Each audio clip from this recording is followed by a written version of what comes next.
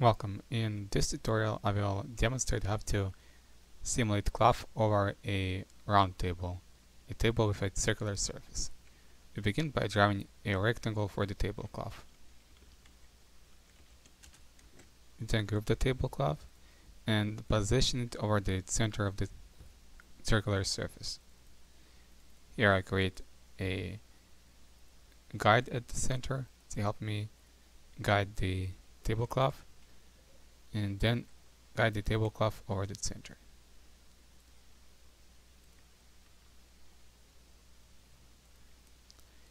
And a particular distance above the surface.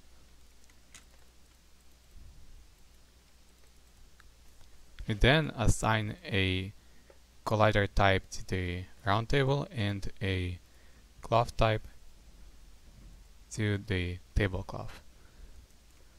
We use a line tool to help us estimate grid spacing that we will apply to the tablecloth. Here it seems like 5 or 6 centimeters is a reasonable value. A reasonable grid spacing implies that the grid resolution will not affect the performance too much, and neither will it will give us a poor simulation result. Yeah, to apply a grid, we access the cloth menu and click on either simple grid or smart grid. Then adjust the spacing. Here it's already set to a reasonable value, and we click OK.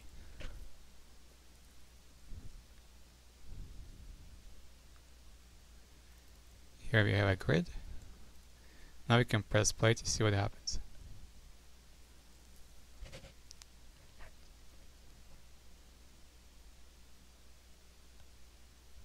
For the view, we can turn off edge profiles there, and we can also increase viscosity to help the cloth reach its equilibrium faster.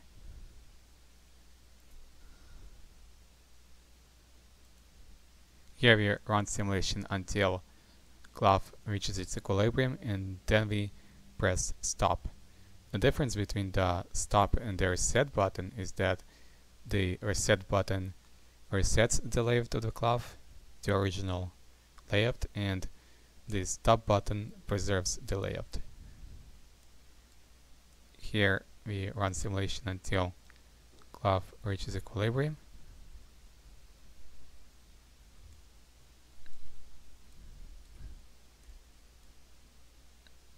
And then we press stop.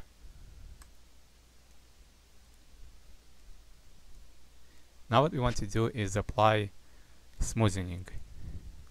Because this is a circular surface, we notice that the resulting mesh is irregular at the edges of the circular surface, and in order to regulate it, we will first apply one iteration of Laplacian smoothing. Here it's already applied, and it seems like it's a little more regular than originally, more evened out. And we also follow with loop subdivision.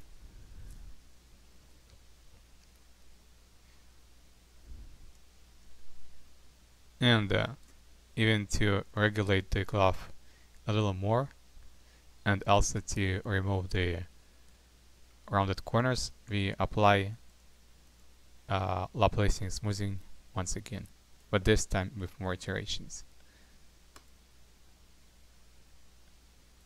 There.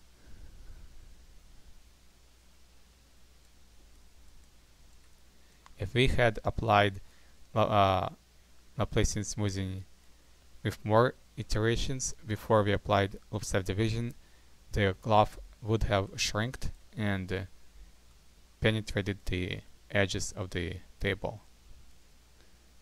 So it is better to first apply a small amount of iterations of Laplacian smoothing, follow with loop subdivision, and then finalize with a reasonable amount of Laplacian iterations. Now what we want to do is apply a texture to the cloth.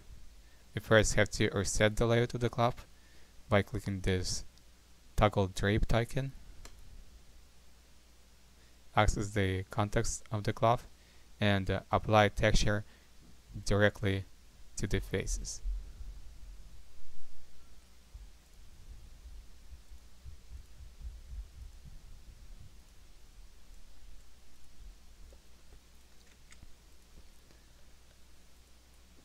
And to renew the layout, we click on this toggle draped icon once again.